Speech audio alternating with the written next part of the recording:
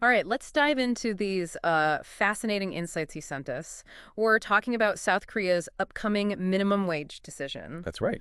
And our mission here really isn't just about the numbers. It's more about, uncovering what's really happening behind the scenes. Mm. The negotiations, the context. Exactly. How those high stakes talks unfold and why this particular decision seems to be, well, sparking so much attention. It's definitely got people talking. So get ready because the material you shared, it's got some genuinely surprising stuff. A real look into a complex economic process straight from the sources. Yeah, and what's really striking to me is how quickly this whole deliberation process moves in South Korea. Uh, For such a vital decision, I mean. But it's also governed by these very specific, almost you could say unyielding mechanisms. Mechanisms, okay. We're basically dissecting the upcoming minimum wage for what many are calling the first year of the Lee Jae-young government. So that immediately raises the stakes, sets a precedent. A huge precedent for whatever economic policies come next. Absolutely. Okay, so let's get to the headline number, or rather the comparison that our sources flag right away. Yeah. We're looking at a proposed increase rate for next year's minimum wage, and it's set between a really narrow 1.8% and 4.1%. Wow, that is narrow. To put that into actual currency, into one, that means the wage would land somewhere between 10,210 KRW and 10,440 KRW. Okay. That tight range, I mean, that itself speaks volumes, doesn't it? It absolutely does. And this specific deliberation promotion section, that's the technical term for the 1.8% to 4.1% range, it wasn't just a random suggestion. Right. It came from somewhere specific. It was presented by the Public Interest Committee members. See, this procedural step, it kicks in specifically when the labor side and the management side just can't agree.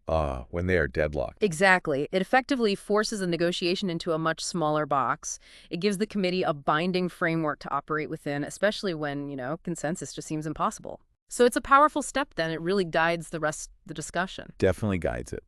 Maybe even dictates it. Okay, and here's where it gets really interesting, especially when you layer on the historical context. Mm.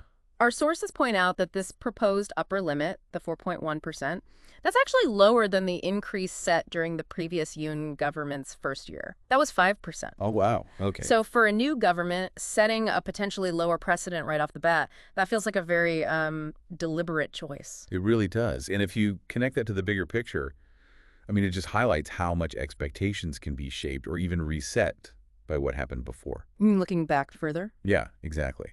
When we look at the first-year minimum wage hikes of previous administrations, the differences are pretty dramatic. Like what? Well, the Moon Jae-in government, a huge 16.4% increase in its first year. 16.4. Okay. Then you had Roh Moo-hyun at 10.3%, Park Geun-hye 7.2%, Lee Myung-bak 6.1%. Okay. So even the Yunnan government's 5% increase, which seemed moderate maybe at the time, now looks relatively high compared to this current proposed range. Uh-huh. What's really striking here isn't just the percentages, though.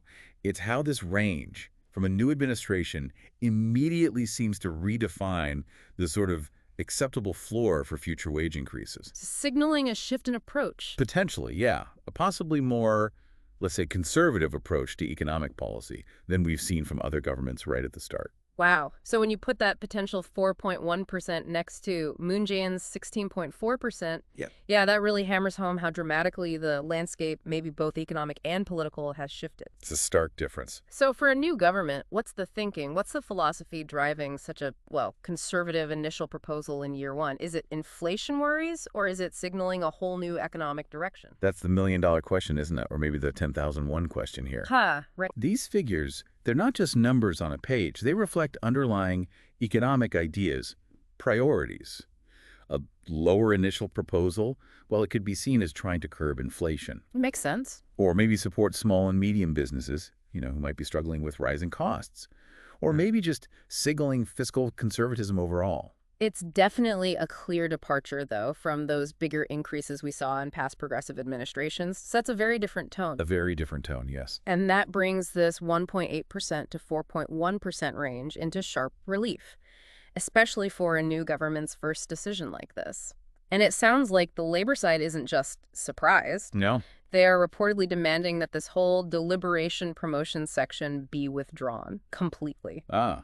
Okay, pushback. Yeah, our sources paint a picture of significant resistance happening right now in the current closed-door session, the 10th plenary meeting. Yeah. This isn't just like a minor objection. It sounds like an outright rejection of the framework they've been given. Right, but this raises a really important question about the process itself, How so? Well, while labor is demanding withdrawal, the Minimum Wage Committee's own procedures, its history, they indicate that such a deliberation promotion section, once presented, it has never been withdrawn. Never. Wow. Never. That's the historical precedent. Yeah. It suggests that once it's on the table, Yeah. it's effectively set in stone.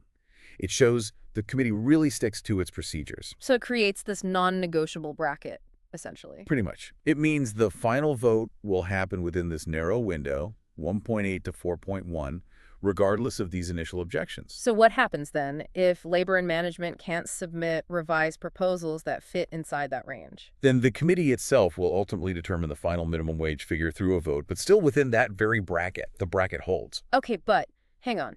If the labor side feels this strongly, demanding withdrawal, does this rigid procedure actually risk more conflict, just, outside the committee room rather than resolving it inside? That's a really crucial point.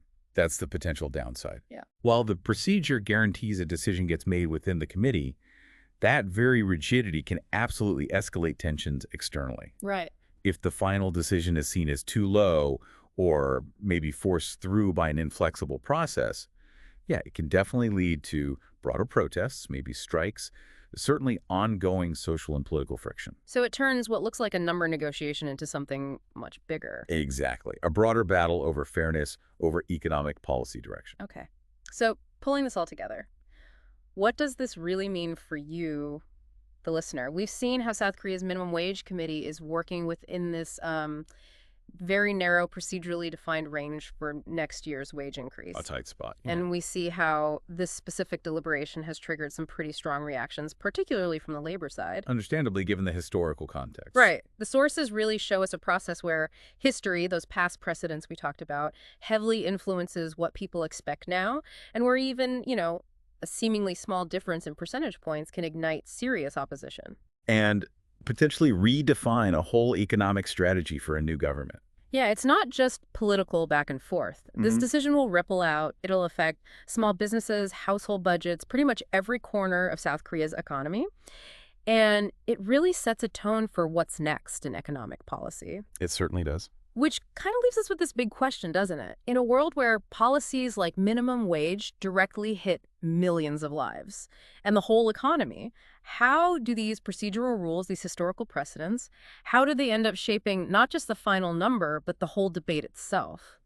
Good question. And maybe more importantly, what does that imply for the future, for long-term stability, maybe even social harmony within a nation? Something to think about.